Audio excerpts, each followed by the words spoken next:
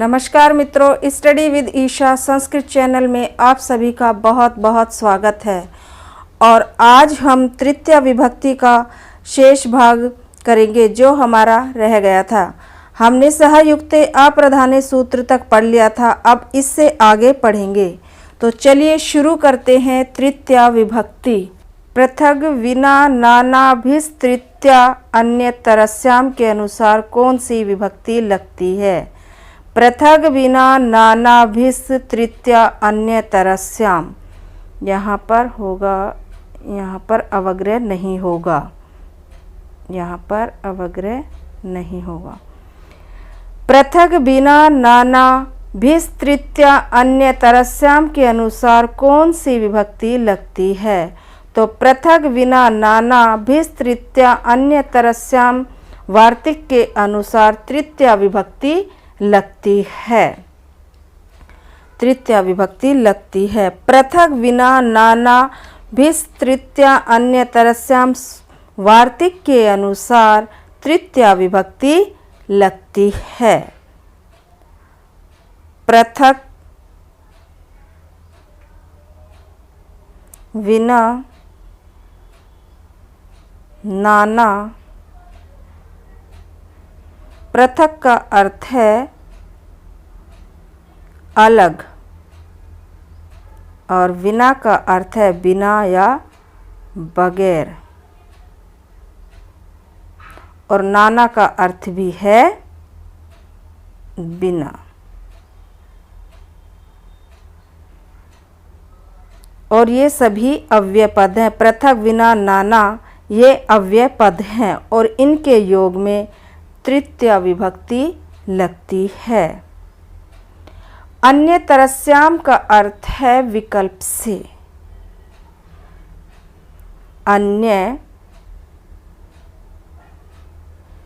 तरस्याम का अर्थ है विकल्प से।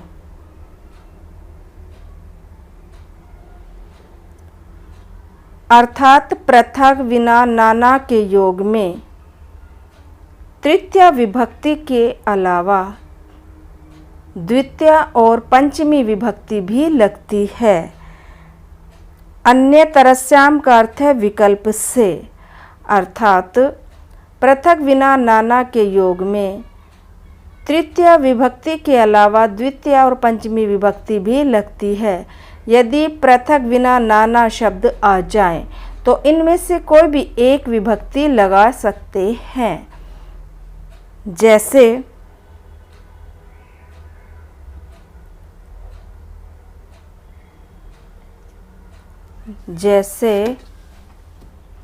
रामम विना अहम न जीवामि। रामम विना अहम न जीवामि।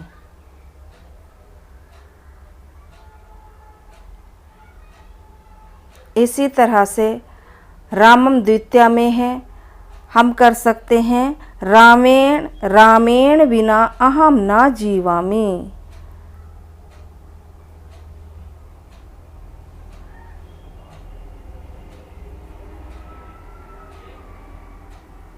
रामेण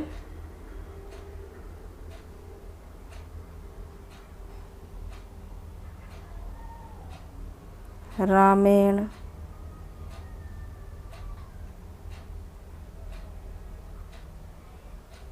रामेण विना अहम न जीवामि। और इसी तरह से रामात, रामात में पंचमी है, रामात विना अहम न जीवामि। तो इसमें तीनों विभक्तियों में से हम कोई भी एक विभक्ति लगा सकते हैं, द्वितीय, तृतीय, पंचमी। अर्थात तृतीय विभक्ति के अलावा विकल्प से द्वितीय और पंचमी विभक्ति भी लगती है, नाना, बिना और पृथक के योग में। जैसे रामम बिना अहम न जीवामि द्वितीय विभक्ति, रामेण बिना अहम न जीवामि तृतीय विभक्ति, और रामात बिना अहम न जीवामि इसमें लग गई पंचमी विभक्ति। इसके अन्य उदाहरण भी देखिए, इसके अन्य उदाहरण भी देखें किस तरह से बन सकते हैं।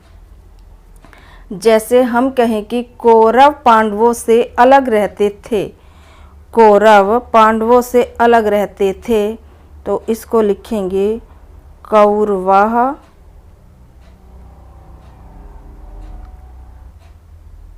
पांडवेभ्यः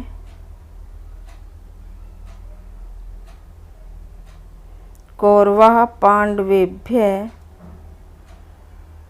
पृथग्वसन, पृथग्वसन।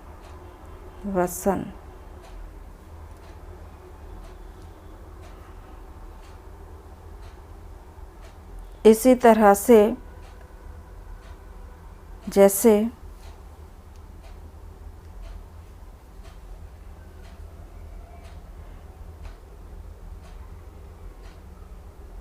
नगरम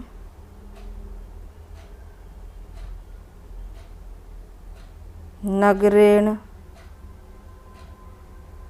नगरात, नगरात। नगरम पृथक् सरोवरः अस्ति, सरोवरः अस्ति।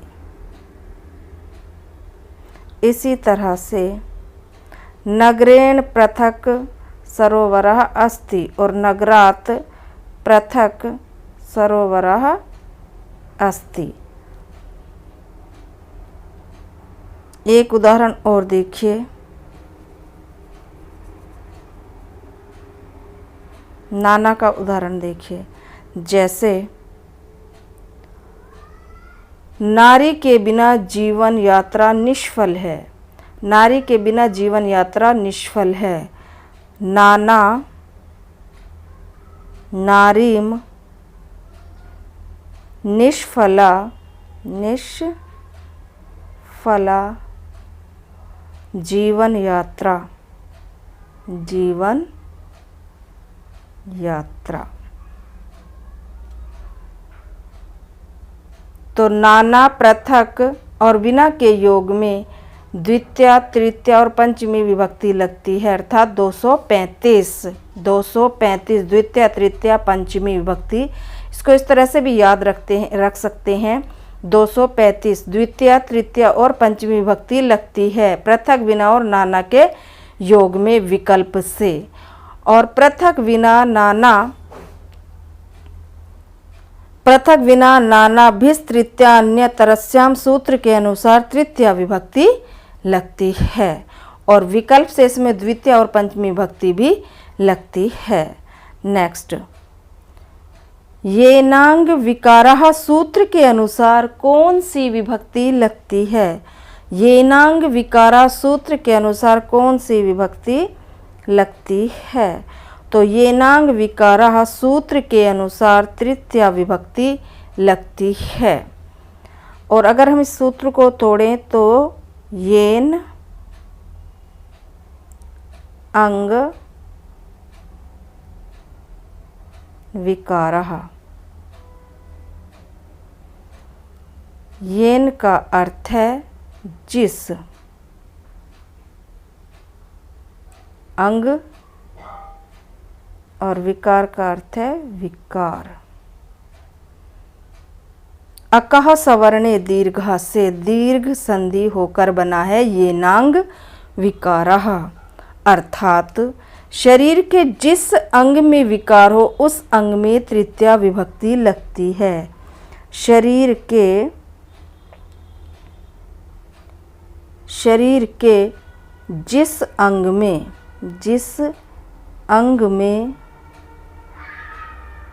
विकार हो उस अंग में तृतीया विभक्ति लगती है, तृतीया विभक्ति लगती है।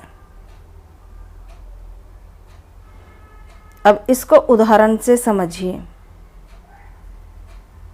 जैसे सः अक्षणा काणः,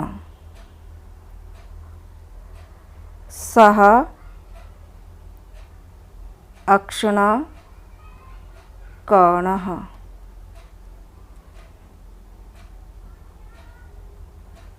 सा नेत्रेण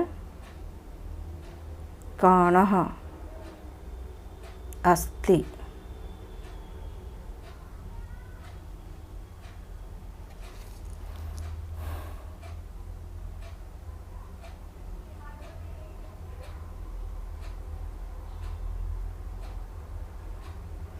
सः नेत्रेण काणः अस्ति, सः अक्षणा काणा अस्ति। वह आँख से या नेत्र से काना है, एक आँख से।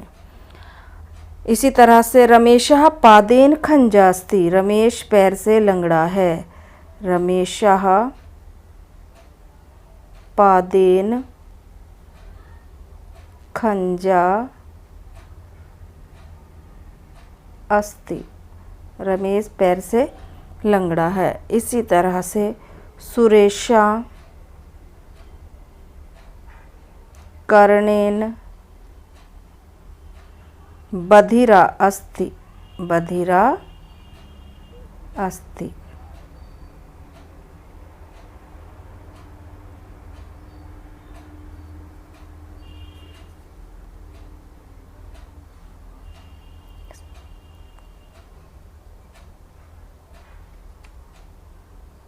सः शीर्षा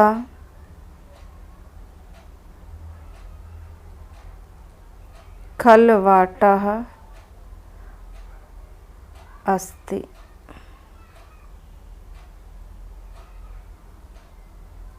देवदत्तः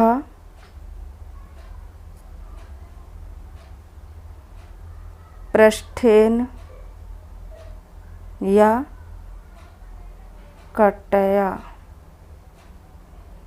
कुब्जा अस्ति, कुब्जा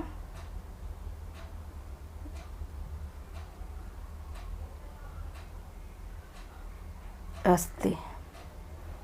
देवदत्त पीठ से कुबड़ा है। तो शरीर के जिस अंग में विकार हो उस अंग में तृतीया विभक्ति लगती है। येनांग विकारः सूत्र के अनुसार तृतीया विभक्ति लगती है। शरीर के जिस अंग में विकार होता है उस अंग में तृतीया विभक्ति लगती है। जैसे सह अक्षणा काना, वह आँख से काना है, तो आँख से काना है, आँख अंग है, उस अंग में विकार है, तो इसलिए अक्षणा में तृतीया विभक्ति लगी। इसी तरह से पादेन खंजा, पैर से लंगड़ा है, तो पादेन पैर में क्या लगी, तृतीया विभक्ति लगी। रमेशः पादेन खंजा अस्ति, तो रमेश पैर से लंगड़ा है, तो पैर शरीर का अंग है पैर और इसी में विकार है, इसलिए इसमें क्या लगी, तृतीया विभक्ति लग गई। सुरेशा कर्णेन बधिरा अस्ति, सुरेश कान से बहरा है, तो कान, कान में लग गई तृतीया विभक्ति, क्योंकि कान शरीर का अंग है और इसी अंग कान में विकार है, तो कान में लग गई तृतीया विभक्ति। सुरेशः कर्णेन बधिरा अस्ति, शरीर के जिस अंग में विकार होगा उस अंग में ही तृतीया विभक्ति लगेगी। नेक्स्ट, हेतु सूत्र के अनुसार कौन सी विभक्ति लगती है? तो हेतु सूत्र के अनुसार कौन सी विभक्ति लगती है? हेत्वर्थे तृतीया स्यात्, हेत्वर्थे तृतीया स्यात्, तो हेतु सूत्र के अनुसार तृतीया विभक्ति लगती है। हेतु सूत्र के अनुसार तृतीया विभक्ति लगती है। हेत्वर्थे तृतीया स्यात्, हेत्वर्थे तृतीया स्यात्। और हेतु का क्या अर्थ है? हेतु का क्या अर्थ है? हेतु का अर्थ है कारण, प्रयोजन, निमित्त। ये हेतु के पर्यायवाची हैं कारण, प्रयोजन, निमित्त। तो हेतु का अर्थ है कारण, या प्रयोजन या निमित्त। हेतु का अर्थ है कारण, प्रयोजन, निमित्त। ये इसी के पर्यायवाची हैं हेतु के, कारण, प्रयोजन, निमित्त। जिस कारण या प्रयोजन से, जिस कारण या प्रयोजन से कोई कार्य किया जाता है, कोई कार्य किया जाता है, किया जाता है या होता है, तो उसमें तृतीया विभक्ति लगाते हैं, तो उसमें तृतीया विभक्ति लगाते हैं।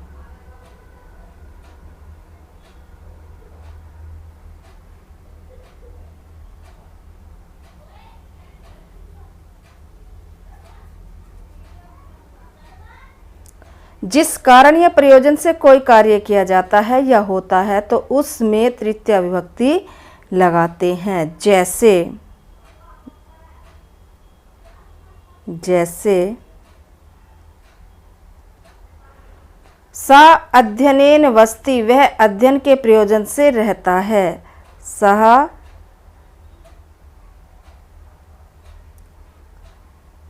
अध्ययनेन वसति, वह अध्ययन के प्रयोजन से रहता है। पुण्य के कारण ही हरि दिखाई पड़ते हैं। पुण्येन दृष्टो हरि, पुण्य के कारण ही हरि दिखाई पड़ते हैं। इसी तरह से धनम परिश्रमेण भवति, धनम परिश्रमेण भवति, धन के निमित्त परिश्रम होता है, धन के निमित्त परिश्रम होता है, धन के निमित्त परिश्रम होता है। धनम परिश्रमेण भवति। और इसी तरह से उस अपराध के कारण तुम दंडनीय हो, तेना अपराधेन दंड्यो अस्सि, उस अपराध के कारण तुम दंडनीय हो। तो हेतु सूत्र के अनुसार तृतीया विभक्ति लगती है। हेत्वर्थे तृतीया स्यात्, और तृतीया विभक्ति में जो हेतु शब्द है यह सप्तमी विभक्ति लगकर हेतु बना है। हेतु का अर्थ है कारण, प्रयोजन या निमित्त। और जिस कारण या प्रयोजन से कोई कार्य किया जाता है या होता है उसमें तृतीया विभक्ति लगाते हैं। जैसे वह अध्ययन के प्रयोजन से रहता है, स अध्ययनेन वसति, पुण्य के कारण हरि दिखाई पड़ते हैं। पुण्येन दृष्टो हरि, धनम परिश्रमेण भवति, तेना अपराधेन दंडो अस्सि, उस अपराध के कारण तुम दंडनीय हो। इत्थम भूत लक्षणे सूत्र के अनुसार कौन सी विभक्ति लगती है? इत्थम भूत सूत्र के अनुसार कौन सी विभक्ति लगती है? तो इत्थम भूत लक्षणे सूत्र के अनुसार तृतीया विभक्ति लगती है और लक्षण में तृतीया विभक्ति लगती है। लक्षण का अर्थ है पहचान, जिससे पहचाना जाए, जिस चिन्ह से पहचाना जाए वही लक्षण होता है। लक्षण का अर्थ है जिस चिन्ह से पहचाना जाए। तो इत्थम भूत लक्षणे सूत्र के अनुसार लक्षण में तृतीया विभक्ति लगती है। जैसे सह जटाभिताप्सा, वह जटाओं से तपस्वी लगता है। सह जटाभिताप्सा,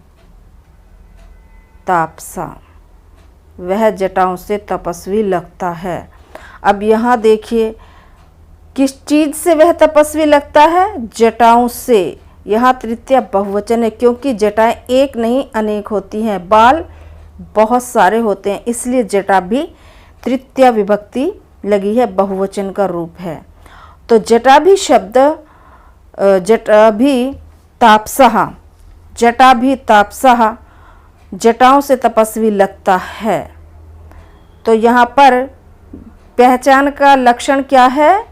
जटाएं, जटाओं से वह तपस्वी लगता है। जब कोई किसी विशेष चिन्ह से ज्ञापित होता है, जब कोई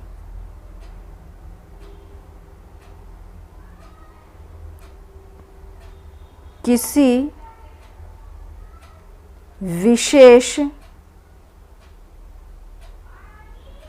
चिन्ह से ज्ञापित होता है, चिन्ह से ज्ञापित होता है, ज्ञापित अर्थात पहचाना जाता है, पहचाना जाता है। तो जिस चिन्ह से, तो जिस चिन्ह अर्थात लक्षण से वह पहचाना जाता है,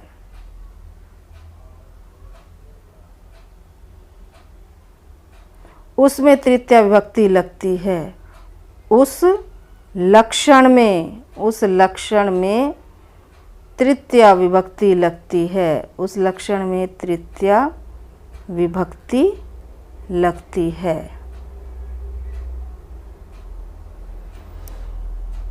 इत्थम भूत लक्षण सूत्र के अनुसार लक्षण में कौन सी विभक्ति लगती है? तृतीया विभक्ति लगती है। जब कोई किसी विशेष चिन्ह से ज्ञापित अर्थात ज्ञापित करते पहचानना अर्थात पहचाना जाता है, तो जिस चिन्ह से या लक्षण से वह पहचाना जाता है उसमें तृतीया विभक्ति लगती है।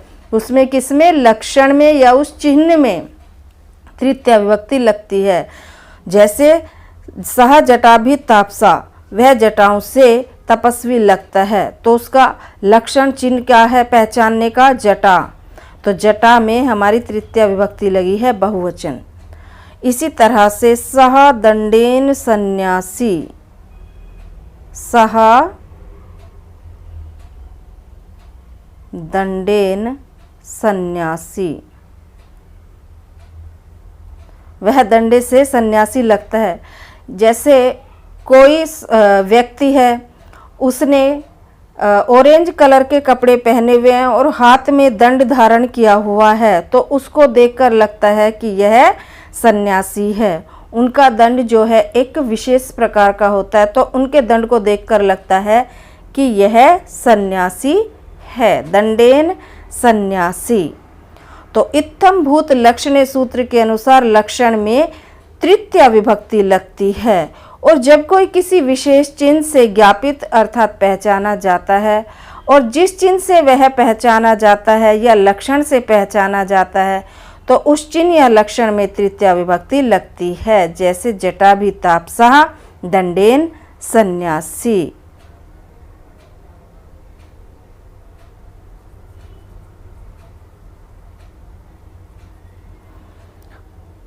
तो चलो थोड़ा सा अभ्यास कर लेते हैं मित्रों। आओ अभ्यास करें। अब आपको समझ में भी आया होगा, आप साथ साथ आंसर भी देते चलें।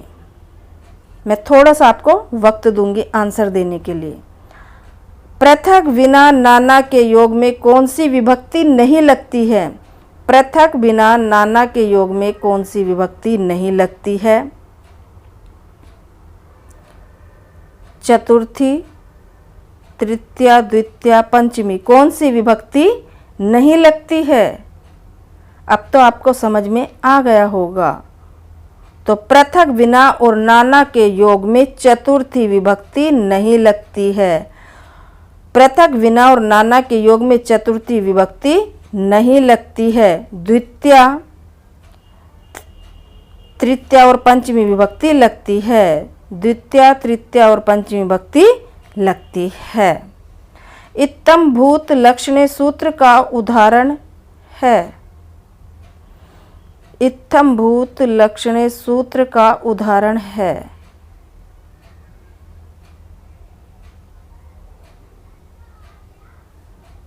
तो इत्थंभूत लक्षणे सूत्र का उदाहरण क्या है?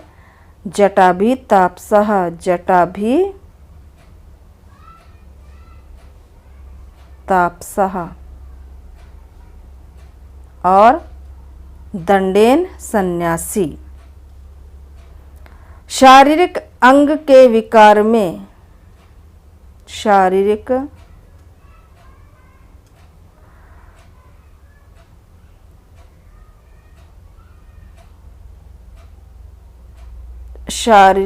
अंग के विकार में कौन सी भक्ति लगती है?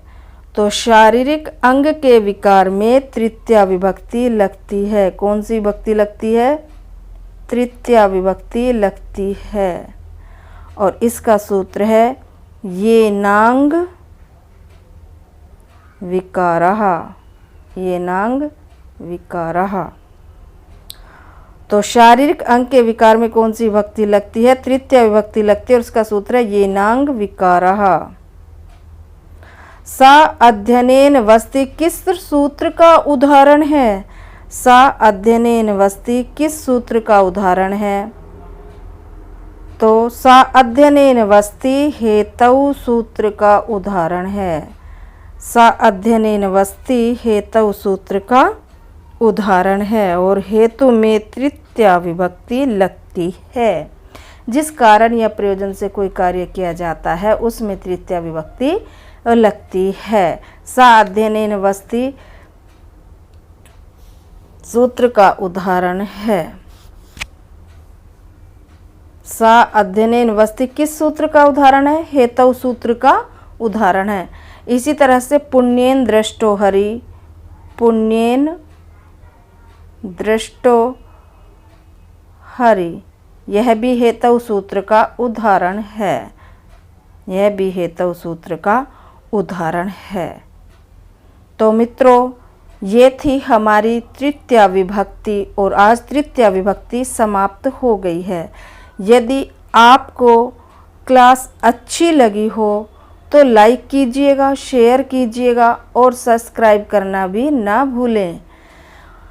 तो चलिए, टेक केयर, बाय बाय, मिलते हैं नेक्स्ट वीडियो में।